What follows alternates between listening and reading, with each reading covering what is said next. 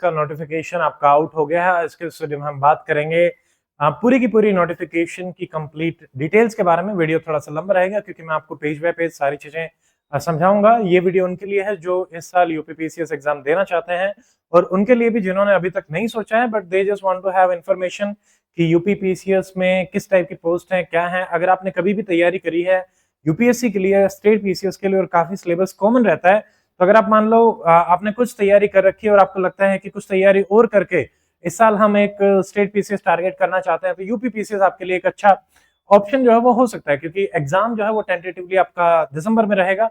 तो तब तक आपके पास अच्छा खासा टाइम है और doctor Amit academy UP PCS पे हम आपके लिए अब नए नए इनिशिएटिव भी लेके आएंगे, जिसमें आपको PYQ based revision series and other than that test series, mains test series, काफी सारी चीजें मिलेंगी जो आपको तैयारी में हेल्प करेंगी। तो आज के इस वीडियो में हम पूरे नोटिफिकेशन के बारे में देखेंगे। नमस्कार दोस्तों, very good evening and UP के स्टूडेंट्स को राम राम। मेरा नाम डॉक्टर अमित है। I have done MBBS LLB qualified HCS 2019 and पिछले 5.5 साल से हम एचसीएस के स्टूडेंट्स को हेल्प कर रहे हैं और अभी हमने रिसेंटली यूपी पीसीएस के स्टूडेंट्स के लिए doctor Amit academy UP PCS अपना नया चैनल स्टार्ट किया है। तो ये हमारा वीडियो रहेगा और उसके अलावा बाकी कुछ डिटेल वीडियो हमने अपनी टीम और रिजल्ट के बारे में पहला वीडियो डाला है, उसको जाके आप चैनल पे देख सकते हैं फॉर मोर डिटेल्स। देखिए वन बाय वन मैं आपको बताता हूं। जैसे सबसे पहले यूपी पीसीएस जो अभी पब्लिक सर्विस कमीशन की एडवर्टीजमेंट आई है, तो A1 E1 2026 और डेट 25 तारीख को ये एडवर्टीजमेंट आई थी। और उसके बाद जब सेकंड चीज, ये कंबाइंड स्टेट अपर सबऑर्डिनेट सर्विस पीसीएस के लिए and general specialist recruitment exam है। कुछ पोस्ट इसमें ऐसी हैं जो कि स्पेशलिस्ट पोस्ट हैं, उनके लिए स्पेशलाइज्ड क्वालिफिकेशन के भी रिक्वायरमेंट है। अगर आपको लगता है कि आप उन पोस्ट के लिए एलिजिबल हैं तो आप उन पोस्ट की भी तैयारी कर सकते हैं, वो आप स्पेसिफिकली यहाँ पे देख सकते हैं। ठीक है, देखिए जो ऑनलाइन एप्लीकेशन है वो आपकी 25 से ही स्टार्ट हो गई है। लास्ट डेट कई सारे स्टूडेंट हो सकता है उन्होंने एप्लीकेशन भर भी दिया हो, बट जो नए स्टूडेंट है उनके लिए तो लास्ट डेट जो है आपकी एग्जामिनेशन फीस की, तो ये रहेगी आपकी 27। ठीक है, इस तक आप अपनी वो सबमिट कर सकते हैं। एंड अगर आपने कोई मान लीजिए गड़बड़ होती है फॉर्म में, तो आप करेक्शन या मॉडिफिकेशन कर सकते हैं 3 तारीख तक। ठीक है, अब हम स्टेप बाय स्टेप बात करते हैं कि पहला जो आपका स्टेप है वो क्या रहेगा। आई होप ये आराम से आपको दिख रहा होगा, तो मैं इसको थोड़ा सा जूम कर देता हूं। देखिए, तो यहाँ पे देखिए सबसे पहले अगर हम बात करें तो यूपी पीसीएस के स्टूडेंट्स के लिए सबसे पहले आपको एक ओटीआर बनाना पड़ेगा। One time registration, it is mandatory. आप जैसे यूपीएससी भरते हैं तो ओटीआर आपके लिए जरूरी होता है, तो इसको आप करें। ठीक है, जिन्होंने ऑब्टेन नहीं किया है तो उनको otr.pariksha.nic.in इस पे आप क्लिक भी कर सकते हैं 72 hour before the submission of online application, क्योंकि 72 आवर्स आपको एप्लीकेशन को सबमिट करने में भी लगेंगे। तो आप 24 से पहले पहले आपको करना पड़ेगा अगर आप 27 तक एप्लीकेशन को सबमिट करना चाहते हैं तो। ठीक है, ये है first thing. Now second point पे अगर हम आए तो यहाँ पे देखिए, तो देखिए आपने विद ओटीआर आपको धीरे धीरे जो भी अपनी इंफॉर्मेशन है, बेसिक इंफॉर्मेशन आपसे ओटीआर में ली जाती है। नेम, एज, सेक्स, कैटेगरीज वगैरह, लोकेशन, ये सारी चीजें होती हैं अलग अलग स्टेज की। Fees payment, final submission, qualification जो आपके पास है, ये सारी चीजें ली जाएंगी। तो ये आपके पास सॉफ्ट कॉपी और हार्ड कॉपी में दोनों में ही आपके पास अवेलेबल होनी चाहिए। कई बार कमीशन क्या होता है कि वो आप सॉफ्ट कॉपी अपने ओटीआर जो रजिस्ट्रेशन फॉर्म है, जो लॉगिन डिटेल है, वहां से डाउनलोड कर सकते हैं और वहीं से कमीशन को भी आप भेज सकते हैं। ठीक है, सेकेंड देखिए, it is clarified that at the stage of preliminary examination hard copy जो है वो आपको नहीं भेजनी, ये ध्यान रखना है। हाँ, उसके बाद आपसे बाद में हार्ड कॉपी मांगी जाएगी ऑनलाइन एप्लीकेशन की सेल्फ अटेस्टेड कॉपीज के साथ। तो जब भी आपसे मांगी जाए तब आप उसको भेजेंगे। ठीक है, या एक सेपरेट कम्युनिके आपसे किया जाएगा कि भाई आपको कॉपीज जो है वो सबमिट करनी है, तो ये ध्यान रखना, मतलब प्री से पहले आपको नहीं भेजनी है। उसके अलावा देखिए, आपका जो कैंडिडेचर है ऑनलाइन जो एप्लीकेशन आप सबमिट करेंगे वो एक्सेप्ट तभी होगा जब आपने फीस को पे कर लिया है। ये बहुत इंपॉर्टेंट है, फीस को पे किए बिना आपका कैंडिडेचर नहीं माना जाएगा। तो आप लगातार, जैसे मान लो उसके लिए भी बीच बीच में आप कमीशन की जो वेबसाइट उसको कंटिन्यूअसली विजिट करते रहिए। कुछ जनरल इंस्ट्रक्शंस हैं कैंडिडेट के लिए। ठीक है, नाउ जब आप ऑनलाइन इसको अप्लाई कर रहे हैं तो यहाँ पे देखिए एडवर्टीजमेंट आपकी uppcs.up.nic.in में अवेलेबल है। OTR बेस्ड एप्लीकेशन है, जैसा कि बताया गया है, वन टाइम रजिस्ट्रेशन आपको करना पड़ेगा और ये सिर्फ और सिर्फ ऑनलाइन मोड में है। क्या आप ऑफलाइन कर सकते हैं? Answer is no. इसका जो प्रोसेस है वो क्या रहेगा, देखिए तो यहाँ पे ऑनलाइन जब आप यहाँ पे जाते हैं तो कैंडिडेट को ऑल नोटिफिकेशन, इस वेबसाइट पे जाके ऑल नोटिफिकेशन या एडवर्टीजमेंट पे जो है वो आपको क्लिक करना है। कमीशन की वेबसाइट पे, कौन सी वेबसाइट है? uppcs.up.nic.in। फिर आपको ऑनलाइन एडवर्टीजमेंट पे जाना है, ठीक है। वहां पे आपको 3 पार्ट्स दिखेंगे, तीनों पार्ट्स को वन बाय वन आपको फिल करना है। पहला रहेगा यूजर इंस्ट्रक्शन, वो आपको पढ़नी पड़ेंगी। देन व्यू एडवर्टीजमेंट, जिसको आपको देखना पड़ेगा। देन अप्लाई, ठीक है। तो वन बाय वन, तो पहला आप यूजर इंस्ट्रक्शन पे जाके व्यू एडवर्टीजमेंट पे जा सकते हैं। अब ये जो आपका ऑनलाइन एप्लीकेशन फॉर्म है, ये आपका 4 स्टेजेस में रहेगा, ठीक है। स्टेज बाय स्टेज एक बार देख लेते हैं। फर्स्ट स्टेज में जैसे ही आप उस पे जाएंगे, आप अप्लाई करेंगे, पहले आप OTR से ऑथेंटिकेट करेंगे, जो आपको OTR नंबर मिला होगा। तो इसमें ये भी आएगा कि authenticate with OTR, have you completed your OTR? If yes you can start, if no तो आपको OTR नंबर चाहिएगा, तो आप दोबारा से उसको करके आएंगे। अगर आप यस करते हैं तो आप गो बटन पे जाएंगे, आप अपना OTR नंबर जो है वो एंटर करेंगे, देन आप प्रोसीड बटन पे क्लिक कर सकते हैं, ठीक है।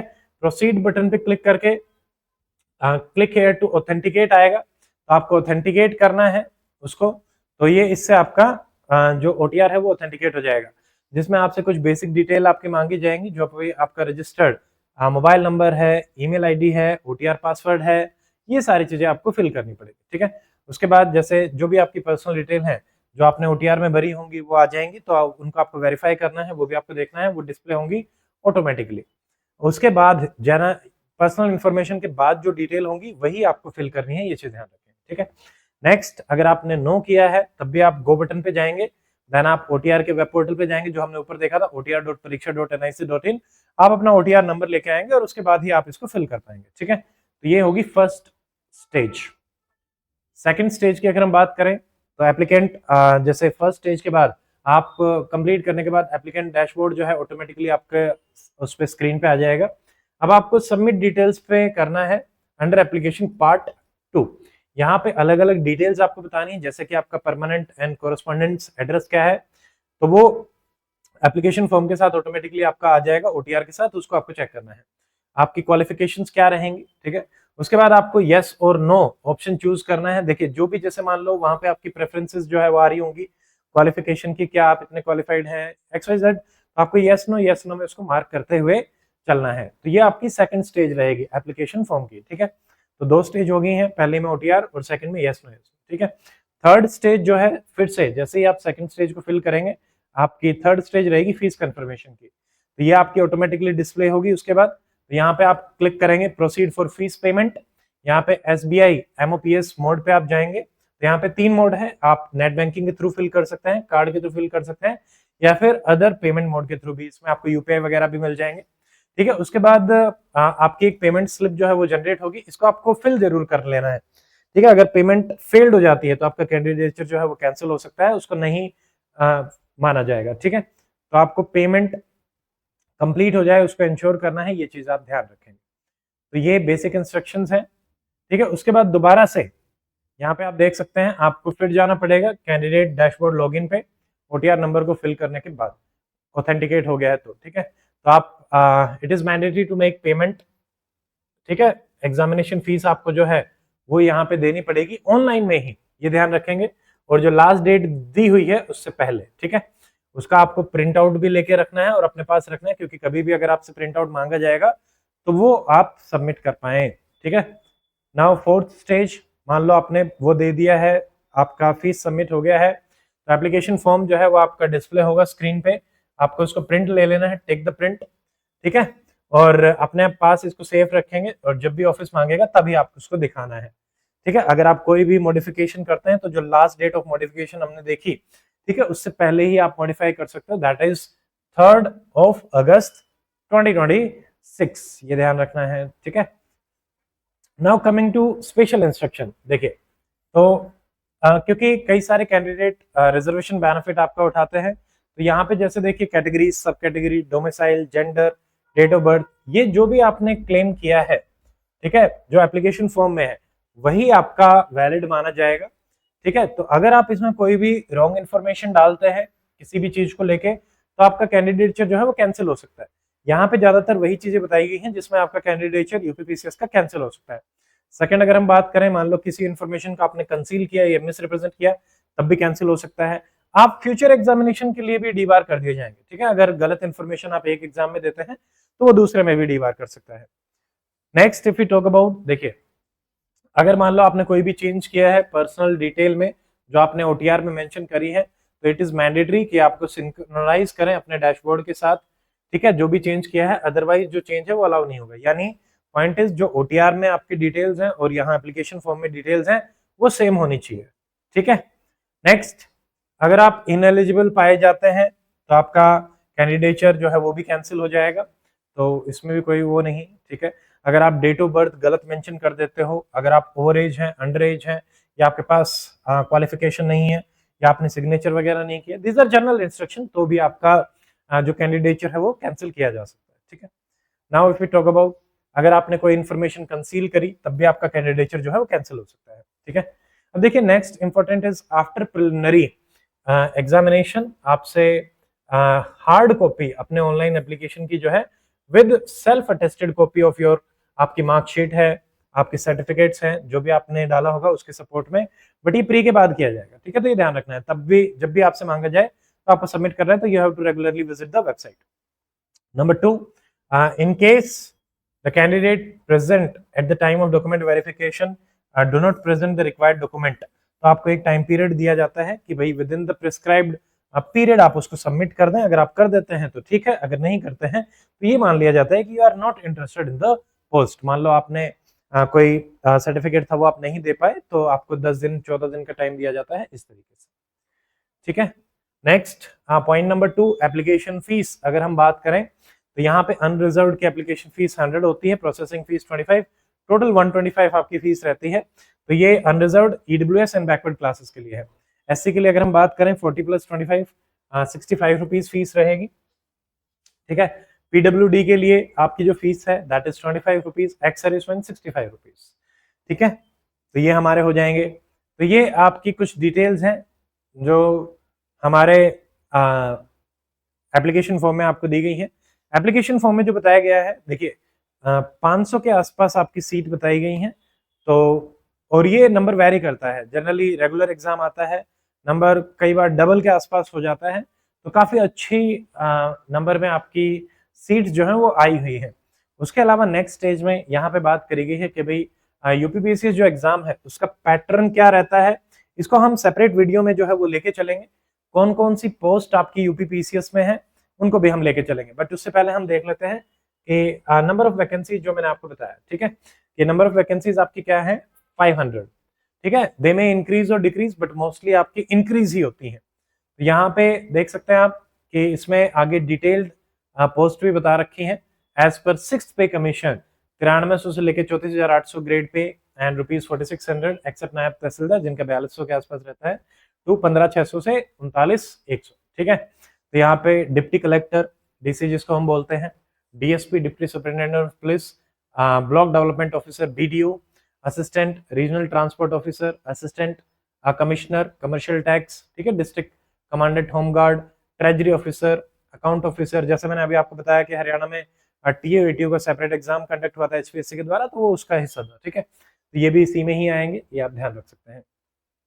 उसके अलावा बहुत सारी पोस्ट है, वो मैं आपको एक सेपरेट वीडियो में बता दूंगा, ठीक है। तो इन पोस्ट के लिए आप अप्लाई कर सकते हैं। कई सारी पोस्ट हैं जो डिफरेंट है, ठीक है। तो यहाँ पे जो भी देखिए रिजर्वेशन के कंटेक्स्ट में अगर हम बात करें तो reservation, schedule caste, schedule tribes, OBC and economical weaker section जो यूपी के हैं उन्हीं के लिए एप्लीकेबल रहेगा। यानी अगर आउटसाइड स्टेट कैंडिडेट कोई अप्लाई करता है, क्या वो रिजर्वेशन के बेनिफिट ले सकता है? आंसर इज नो, ठीक है। कई सारी पोस्ट जो मैं आपसे बात कर रहा था कि भाई आपके डिफरेंट रहती हैं, उनको भी हम देख लेते हैं। ये रिजर्वेशन के बारे में यहाँ पे बताया हुआ है आपसे, ठीक है, कि भाई अगर आपके पास परमानेंट रेजिडेंट नहीं है यूपी का तो आपको बेनिफिट ऑफ रिजर्वेशन जो है वो नहीं दिए जाएंगे, ठीक है। और अगर आपने जो भी ओटीआर में रिजर्व कैटेगरी ली है तो आपको उसको फुलफिल भी करना पड़ेगा, बताना भी पड़ेगा, ठीक है। इसके अलावा अगर आप मोर देन 1 कैटेगरी लेते हैं तो लास्ट में you will be entitled only to 1 concession, जो भी आपके लिए ज्यादा बेनिफिशियल रहेगा, ठीक है। अगर वुमेन कैंडिडेट है और कास्ट सर्टिफिकेट रिजर्वेशन की बात करें तो कई बार ये कंफ्यूजन रहता है कि फादर की साइड से या फिर हस्बैंड की साइड से, तो यहाँ लिखा है कि यहाँ पे आपका सिर्फ फादर की साइड से जो है वही माना जाएगा। ठीक है, उसके अलावा आपको मैंडेटरी है सेल्फ अटेस्टेड कॉपी जो है सारी सर्टिफिकेट की with application form mains examination आपको जो है वो भेजनी पड़ती है। ठीक है, ये रहेगा। यहाँ पे कुछ कंडीशन ऑफ एलिजिबिलिटी आपके इमरजेंसी उसके लिए भी दे रखी है, ये आप आराम से देख सकते हैं, अभी उतना डिटेल में हम अभी बात नहीं करेंगे। ठीक है, मैरिटल स्टेटस जो है मोर देन वन वाइफ आपके नहीं हो सकती हैं, एंड फीमेल कैंडिडेट के लिए मोर देन वन वो हस्बैंड भी नहीं हो सकता है, बट अनटिल एंड अनलेस यहाँ पे ऑनरेबल जो गवर्नर है उनके हिसाब से। ठीक है, तो ये सिर्फ सॉरी मेल कैंडिडेट के लिए है, तो ध्यान रखेंगे। एंड फीमेल कैंडिडेट हुआ married one person already having a wife, तो वो भी कैंसिल हो जाएंगे। ठीक है, तो male candidate more than one wife नहीं रख सकते, एंड फीमेल कैंडिडेट उससे शादी नहीं कर सकते जिन्होंने ऑलरेडी शादी कर रखी है। गवर्नर की उसके बाद आप कर सकते हो। ठीक है, मतलब अगर गवर्नर की परमिशन है then you will be allowed. Next if you see educational qualification, तो आपके पास बैचलर डिग्री होनी चाहिए जो कि किसी भी स्टेट पीसीएस में आपकी सेम ही रहती है, तो सेम तरीके से आपको ध्यान रखना है। ठीक है, कुछ जो पोस्ट हैं उनके लिए स्पेसिफिक क्वालिफिकेशन है, ये आप देखिए, ये है वो स्पेशल पोस्ट, जैसे प्रिंसिपल गवर्नमेंट इंटरमीडिएट कॉलेज, वो भी यहाँ से अप्लाई हो रहे हैं, तो ये आप देख सकते हैं उनके लिए आप एलिजिबल है क्या। एडी, आईओएस, डिप्टी सेक्रेटरी, माध्यमिक शिक्षा परिषद, तो उसके लिए अलग पोस्ट हैं। ठीक है, यहाँ पे आप देख सकते हैं कुछ कुछ एक्स्ट्रा पोस्ट इन्होंने डाली हैं, जैसे सीनियर लेक्चरर डाइट, तो एमएड, पीएचडी इन एजुकेशन या एमफिल होना चाहिए आपके पास। ठीक है, लेबर एनफोर्समेंट जो ऑफिसर हैं, तो वो या तो टेरिटोरियल आर्मी में सर्व कर चुके हों या बी सर्टिफिकेट हो एनसीसी का, तो दीज आर कुछ प्रेफरेंशियल कैंडिडेट्स। ठीक है, असिस्टेंट लेबर कमिश्नर, तो वहां पे भी आपके लिए प्रेफरेंशियल रहेगा, प्रेफरेंशियल ही है ये, वैसा फिक्स नहीं है। ठीक है, जबकि यहाँ आप देख सकते हैं जैसे फूड सेफ्टी ऑफिसर के लिए bachelor degree in food technology and dairy technology होना चाहिए, तो इनको आप सेपरेटली देख लीजिएगा। District probation officer, assistant legal meteorology, तो उसके लिए अलग है, degree in science with physics and mechanical engineering, या फिर officer OSD, officer on special duty, तो यहाँ पे कंप्यूटर इंजीनियरिंग का भी आपके पास होना चाहिए। ठीक है, ये कुछ कुछ अलग के लिए रहेगा, ये है जैसे चाइल्ड डेवलपमेंट और ये, तो ये रहेगा। ठीक है, तो ये डिफरेंट डिफरेंट पोस्ट के लिए हैं, कुछ कुछ सेपरेट, तो ये मैंने आपको बता दिया। ठीक है, स्टेजेस के बारे में हम सेपरेटली बात करेंगे।